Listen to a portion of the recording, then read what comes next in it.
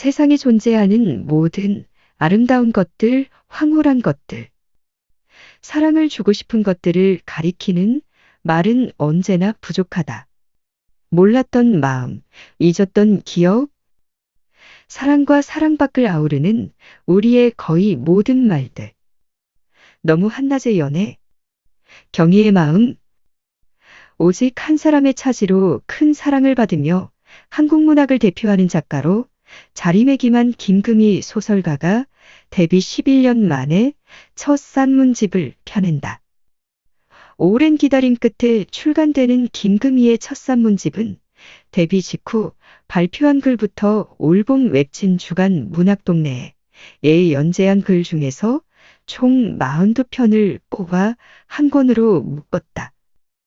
바다내음이 나는 유년 시절에서부터 숨가쁜 오늘에 이르기까지 때론 흘러갔고 때론 견뎌냈던 보통의 날들을 내밀한 목소리로 담아낸 이번 산문집은 그간 김금희의 소설을 사랑해온 독자에겐 작품의 시원을 모은 보물상자가 그를 처음 접하는 독자에겐 무한히 펼쳐질 김금희 월드의 문을 여는 열쇠가 될 것이다. 사랑밖의 모든 말들은 2010년대에 그 누구보다 왕성하게 작품 활동을 펼쳐온 작가가 한 시절을 마무르는 노자기자 다가온 2020년대를 예비하는 작업이기도 하다. 총 5부로 구성된 이번 산문집은 그간 소설가로서 선보여온 그의 작품 세계와 그 궤를 함께한다. 작가 김금희를 대표하는 키워드 몇 가지를 꼽아보자면 아마도 사랑과 연애, 가족과 친구, 사회와 노동, 그리고 마음의 풍경이 아닐까. 일부 언제나 귤이었다에는 지금의 김금희를 빚고 만든 유년의 풍경과 가족의 이야기를, 2부 소설 수업에는 그를 작가로 발돋움하게 한 완문학적 내력과 영감의 여정을 풀어냈다. 3부 밤을 기록하는 밤은 김금희의 특징인 사랑과 연애에 관한 내밀한 마음 보고서들을 담았고 4부 유미의 얼굴에서는 사회 문제와 노동에 각별한 관심을 가져온 작가가 바라본 지금의 대한민국을 부드러운 르포르타주 형식으로 그려냈다. 5부 속년 3부는 작가 자신의 내면의 풍경과 사색의 대상으로서의 풍경을 응시한 담백한 글을 모았다. 물론 어느 페이지를 펼치더라도 우리를 반기는 다정하고도 사려 깊은 문장은 이번에도 변함이 없다. 요즘 나는 내 글을 읽을 당신이 무엇보다 안전했으면 좋겠다는 생각을 한다.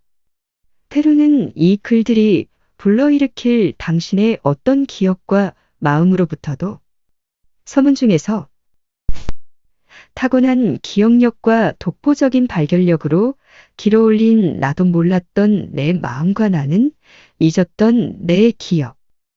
마음의 사회학이란 말은 어쩌면 그 누구보다 김금희에게 잘 어울리는 것일지도 모르겠다. 또한 서문에서 밝힌 바와 같이 독자의 물리적인 안전과 심리적인 안전을 헤아리는 다정한 마음은 이번 산문집을 관통하는 작가의 요체이기도 하다. 말할 것도 없이 우리는 그의 글이 불러일으킬 파장을 기꺼이 감내할 준비가 되어 있지만 파문이 인 후에도 우리를 부드럽게 감싸 안아줄 그의 문장이 있기에 전혀 걱정할 필요는 없다. 사랑은 우리에게 남은 최후의 보루, 최후의 온기. 당도 높은 위안과 사소한 기적을 가득 담은 김금희의 다정한 플랜. 세상은 형편없이 나빠지는데 좋은 사람들, 자꾸 보고 싶은 얼굴들이 많아지는 것은 기쁘면서도 슬퍼지는 일이다. 그런 사람들을 사랑했다가 괜히 마음으로 거리를 두었다가 여전한 호의를 숨기지 못해 돌아가는 것은 나의 한계이기도 하지만 적어도 지금은 사랑하죠. 오늘도? 라고 말할 수 있다. 그리고 오늘은 채 끝나지도 않았지. 라고 사랑하죠. 오늘도 중에서 삶과 사람과 문학에 대한 짝사랑의 연대기이기도 한 사랑 밖의 모든 말들은 한 소설가의 일상 속에 흩뿌려진 사랑의 흔적을 더듬어 글로 남기는 일이자. 당장은 곁에 없지만 어딘가에 분명 사려 깊게 자리하고 있는 존재. 피카소와 나무들을 호명하는 작업이기도 하다. 지금은 세상에 없는 할머니, 1년 만에 불쑥 안부를 물어오는 조카, 아스팔트로 덮인 유년의 도랑, 흔적도 없이 사라진 본적지. 사라졌거나 사라질 것들, 이제는 마음의 눈으로만 보이는 것들. 때로는 감미롭고 때로는 시리도록 아프게 파고드는 기억과 풍경 앞에서 작가는 아픈 기억을 버리거나 덮지 않고 꼭 쥔 채 어른이 된 날들을 후회하지 않는다고 말한다.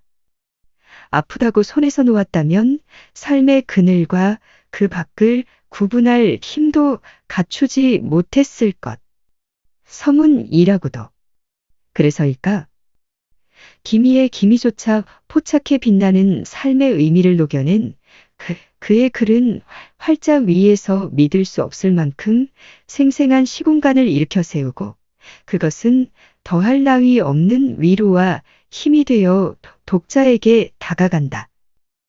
빛과 그늘의 경계를 점차로 지워내고 그 안팎을 모두 따스하게 끌어안는 시선은 특별하진 않지만 다행인 나날을 각별하게 바꾸어 놓는다. 나는 어쩌면 내가 너무 삭막하게 살고 있는 걸까 생각했다. 돌아오고 나서도 부대끼는 일들은 여전했다.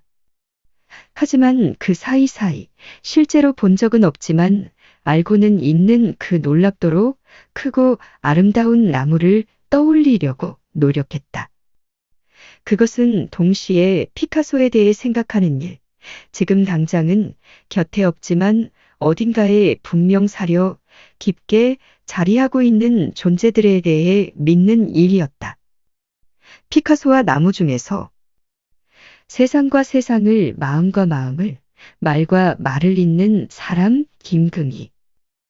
특히 밤을 기록하는 밤은 이번 산문집을 대표할 만한 글이자 작가의 인생관과 문학관의 총체라고 볼 수 있을 듯하다.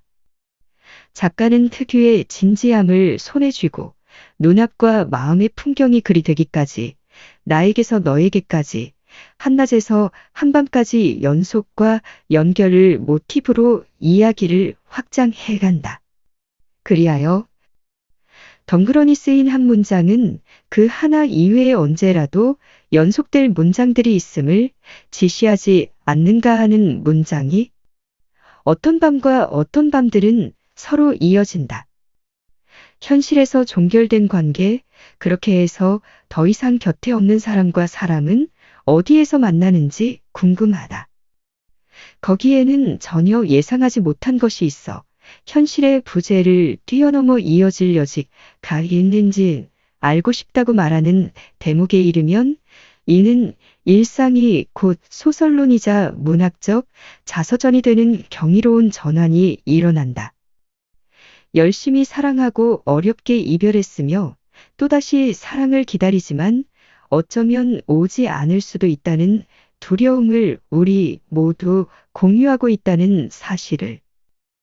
누구에게나 공평해서 다행이지만 한편으로는 그래서 아팠다.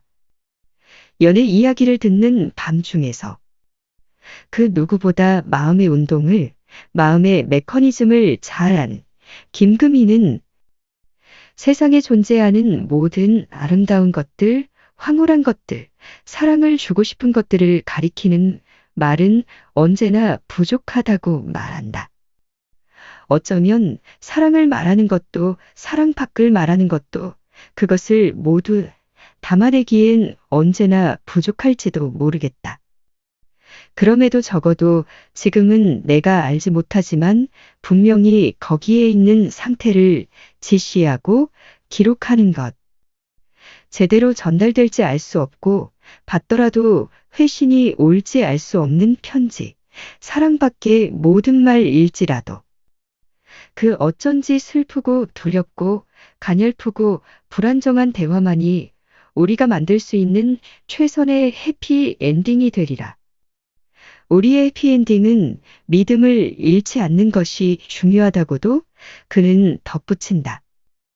우리가 조용히 스스로의 마음을 들여다보는 동안 다른 어떤 방해도 없이 오직 당신 자신만이 있는 순간만큼은, 그러니까 이 책을 읽는 동안만큼은 수많은 감정과 기억과 마음의 풍경이 다름 아닌 사랑을 지시하고 있음을, 사랑과 사랑밖에 경계가 때로는 희미해지고 때로는 이어지기도 한다는 경위를 우리 역시 알게 될 것이다. 또한 우리에게 남은 최후의 온기이자 최후의 보루. 사랑하죠. 오늘도 인 그 사랑을, 이 책을 쥐고 있는 동안만큼은 너와 내가 떨어져 있지만 현실의 부재를 뛰어넘어 단단하게 연결된다는 것까지도. 사랑의 기적을 가득 담은 김금희의 다정한 플랜이 최선을 다해 오늘의 당신을 지지하고 있다.